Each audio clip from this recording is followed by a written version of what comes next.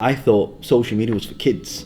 I thought, oh yeah, it's for kids, you shouldn't do that stuff. I think what's really important is mindset. It's not what you do, it's how you do it. People always say, oh, what's that one secret that you can teach me to become successful? So if you take a cup and you get a big bottle of water and you try and pour it into the cup's going to overflow. So you have to expand the cup so you can hold that success and that wealth. So it's really about taking action and implementing. One of the things that I found that if you do things the moment you learn it, you actually have a much higher chance of creating more success because you fail faster, so you can learn quicker. In the last 3 years, I've managed to gain 4 million followers on social media. So, and that's helped my business grow to a multi-million dollar company. And it's because we had so much exposure that everybody knew who we were. They've seen a video on social media. We had a lot of videos go viral as well. So one of my videos had like 10 million views and it got shared 44,000 times. So one thing I learned there was, wow, I thought social media was for kids. I thought, oh yeah, it's for kids, you shouldn't do that stuff. But actually, much to my surprise, I realized that it's really important to have social media and have a presence, because now, you probably do this when you want to look for something, you're in a shop, you actually look for it online first, have a look at the review, and then you go and buy it, and then you make your buying decision off that. So that's one thing I learned. If you're not online, you are offline. So for the people who are trying to build their personal brand, how do they find their niche? You won't know the answers. There are 3 types of niches. You've got a broad niche, which is kind of like broad. You've got a micro niche, which is more specialized, and you've got a nano niche, which is like you're known for that thing. So you can't go to a nano niche without going broad. So my advice to people is, rather than trying to find out what you're good at, what you want to let people do is let them come to you and tell them what you're good at. So for example, you must have friends that say to you, oh, you'd be really good at that, right? So like when people said to me, you know what, John, you should become a speaker. I'm like, I'm not a speaker. I've never spoken before. And the more I started to hear it, the more I thought, wow. And people kept coming to me for advice on speaking, on public speaking, and then on real estate investing. And so that became my niche. It evolved. So I call this the spaghetti effect. You take the spaghetti, you throw it on the wall, and you see which one sticks. And that's the fastest way for me. Because if you try and force your way into something, it's kind of like doing something you don't want to do. But if you just do what you're naturally good at, and you just document it, and you just let people, you put the message out there to let people know, then they will come to you and say, hey, you put that video on that. Can you tell me a little bit more about that? Or, hey, you did this. What do you mean by that? And so you start getting this feedback, and then you'll start to see a pattern. It's always this amount of people. So for example, me now, I get a lot of people who are, they're in a very high paying job, but they want to transition into a business owner, into an entrepreneur. So that's one big market that I always see. And because I tell my story, because I put my story out there, I used to work as an animator, right, on films, and I used to work for a games company called EA Games. And these are what people can relate to. And then I got to a point where I hated my job, where I had to do something else. I didn't know what to do. So people now, they come to me when they're on that verge of quitting their job, or they want to try something new. It's about leadership now.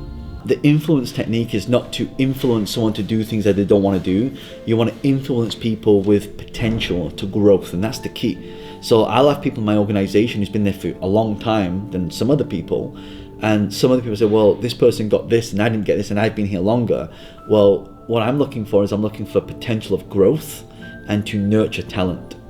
And so if you can let everybody be the best at what they can be, then everybody's working at the top of the game. And now you have, as Steve Jobs would say, and these are A players. This is your A team. So if you can lift the potential of every single person in that team, and they get to that top, that means everyone's operating 100%, and therefore that's going to do great things for the company. Because essentially everybody is all looking out for what's in it for them, right? So I think it's a very good point, finding A players. And I think you want to find people who are entrepreneurial also, so you don't have to constantly push them. That's easier said than done, because most people don't have that. Because actually, do you actually know the definition of an entrepreneur is investing in an enterprise with the hope of making a profit, not guarantee, hope of making a profit. So most people who are in a 9 to 5 will not invest their own money. They will not, but the more they start to do that, so now we have a lot of people on our team who are now paying to go on seminars, to go on courses out of their own pocket. Normally the company would do that, but if you make them do it out of their own pocket, it's their skin in the game, and that means their skin in the game means it's their investment, not our investment. So they see it differently. How you manage somebody else's money compared to your own money is very different. How about like looking out for like potential partners? What are some things you do you look out for? Do you care about competency or more of like their ethics and character? Definitely ethics is an authenticity and integrity. That's the biggest one. I mean, there's companies I haven't worked with because of that, and I could have made a lot of money, but I turned it down because of that aspect. Someone wants to, you see a lot of people speaking at events, I'm a millionaire. How do you verify it? What has been the best investment for you that has been under like $100? Oh, books. Books. Yeah. Buying books, reading books, or actually for me, what's really big is audiobooks, because I'm dyslexic, so I'm not that good at reading. So what I like to do is there's actually an app called Audible, which will allow you to play the books. But here's the thing about this: you can play the book at like when you fast forward, you can play the books 3 times speed. So that means the books are, so I have to listen closely to what it is. But now that means I can read books like 3 times the speed. When I say read, I mean listen. So that is definitely, you're paying like, $20-30 for that. You get 3 good books, and the book that I started me in this whole industry, taught me about passive income, taught me about investing in your education, right? You must learn before you can earn. What is the top 3 books that comes to mind that has given you the biggest epiphany shift in terms of Elon Musk's autobiography, Steve Jobs' autobiography, and Rich Dad Poor Dad. That one, those 3 are just like, I've got a lot more than that, but if you ask me the top 3, those would be the top 3. But I always have these like sayings like, how you do anything is how you do everything, right?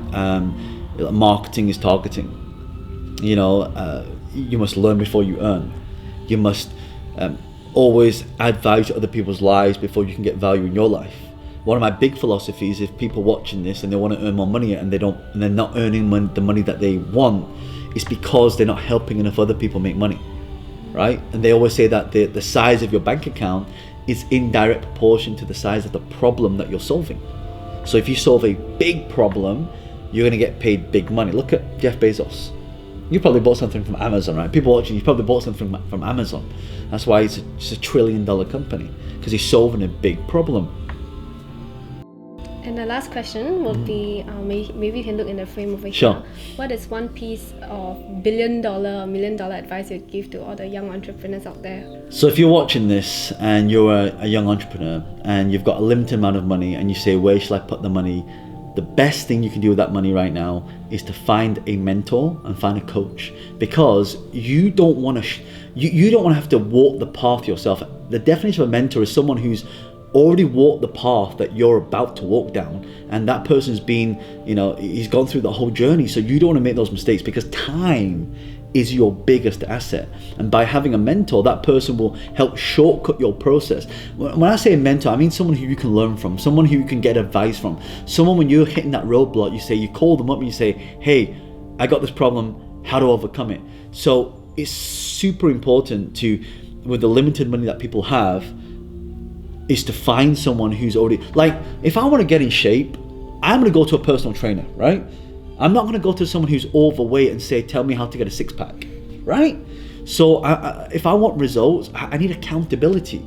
Mentors will give you accountability. How many times have you said you're going to do something, you never done it, right? I'm guilty of that. But the moment I have someone else say, like this morning, I landed at 4 a.m. here, and I said to Martin, Martin, we're going to meet at 7 o'clock. What happens? He turns up at 7 o'clock, right? If I just said, oh yeah, I'm going to land there, you just come around when you can feel like it, he might show up at 10 o'clock, you see? So we have to have accountability. And actually, just a last part of this is really important. They did a little test where they had 3 groups of people, 100 people in each group, and they said, okay, let's see how these guys are influenced to go to the gym. So the first group of people said, okay, just tell me when you're going to the gym, right? Second group of people, had a motivational speech on why they need to be healthy. And the third group, all they had to do was write down when, where, and what time they would go to the gym. Guess what the results were?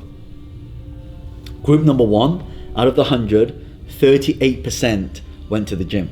Group 2 had a motivational speech, 31%. The one that actually wrote it down, date, time, and location, 91% of those people went to the gym.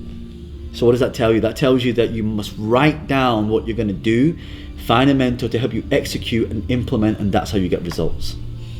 100%. I agree. Thank you so much for doing this interview. Thank you. It's a pleasure. It's so